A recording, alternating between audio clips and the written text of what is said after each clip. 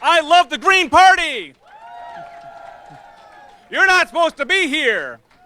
You're not supposed to be here. It's supposed to be too hard to build an independent party. Too hard.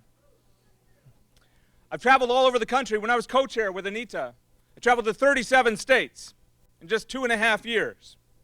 And I have seen this party grow. I joined when I was a little younger than Leland Pand. He's just 19 years old, by the way. Yeah, I joined when I was just a little bit younger. I've been a member of this party for 22 years.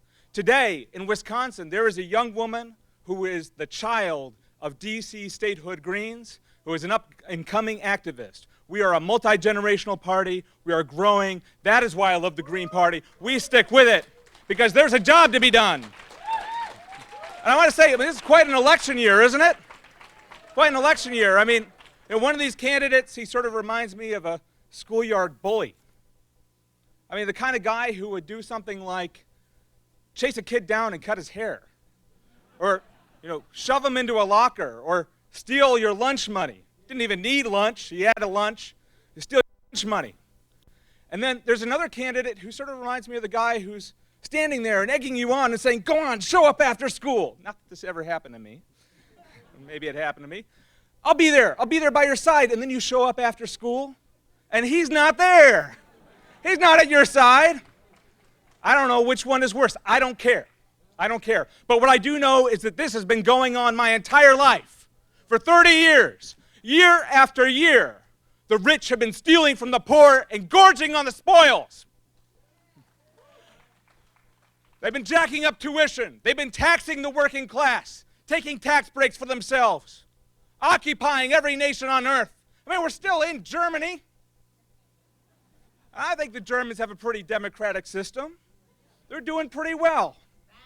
Now, and I say that as a, never mind. That's another story. They've been doing it for 30 years. And then finally what has happened in the last couple of years is that people have risen up like never before, at least never before in my lifetime, and we've said enough. And you had the occupation of the state capitol, and you had the general strike in my industry in the education sector in Wisconsin. All the students went out. All the teachers went out. It was a general strike in Wisconsin. And then you had Occupy Wall Street, and Occupy Freedom Plaza, and Occupy spread around the world. And meanwhile, you had the revolutions going on in the Middle East, and revolution in Chile, and the Greens came to power in Iceland. And the world started to turn around. And yet, we're still hearing some of the same things. They're still trying to scare us.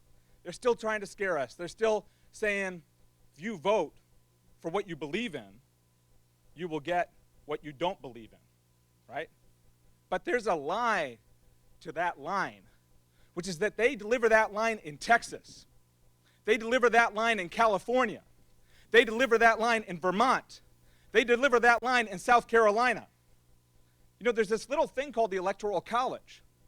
I hope it's not around for much longer, but it's still there. The real reason why they deliver the line of fear is because they know that the Greens represent change and that we are competition, and they do not want us to take root anywhere in this country. Safe states, swing states, doesn't matter. They don't want competition. They're not afraid of the Republicans. They're not afraid of losing. They lose all the time. They've made it an industry, losing. If they won all the time, they wouldn't have a job.